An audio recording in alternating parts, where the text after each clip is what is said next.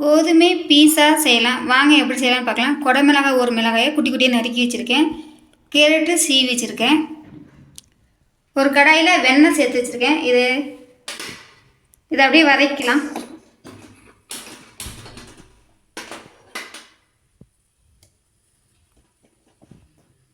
லைட்டாக வதக்கினா போதும். கோதுமை மாவை நான் இது போல் பிசைஞ்சு எடுத்து வச்சுருக்கிறேன். எடுத்த மாவை நம்ம இது போல் தேய்ச்சிக்கலாம்.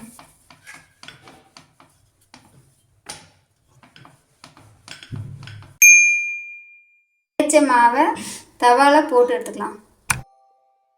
சூடு ஏறின மாவில் சீஸை துருவின சீஸை போட்டுக்கலாம்.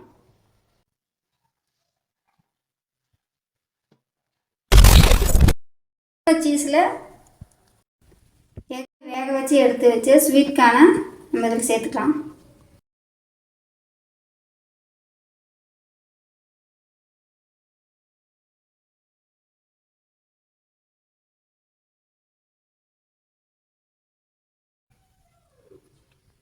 அப்படியே துருவின கேரட்டை ஸ்ப்ரெட் பண்ணிக்கலாம்.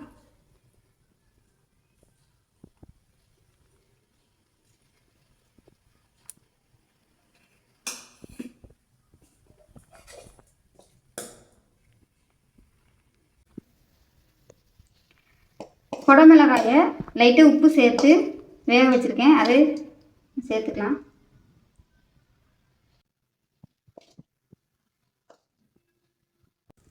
இது மேலே சில்லி சாஸு தேவையான அளவு சேர்த்துக்குங்க. இப்படி டொமேட்டோ சாஸு தேவையான அளவு சேர்த்துக்குங்க.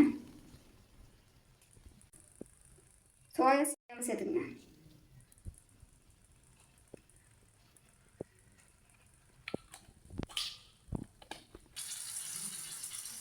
தேவையான அளவு நெய் ஒரு ஸ்பூன் ஊற்றிக்குங்க.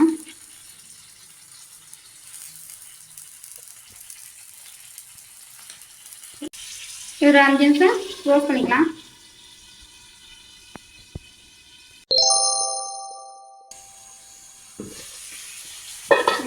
சூப்பராக கோதுமை மாவு பீஸா ரெடி ஆயிடுச்சு. அடுப்பு நம்ம சிம்லேயே வச்சு இதை செய்யணும். ரொம்பவே சூப்பரான கோதுமை மாவு பீஸா ரெடி ஆயிடுச்சு. இது போல் நீங்களும் செஞ்சு பாருங்கள். இந்த வீடியோ பிடிச்சிருந்தால் லைக் பண்ணுங்கள், கமெண்ட் பண்ணுங்கள், ஷேர் பண்ணுங்கள்.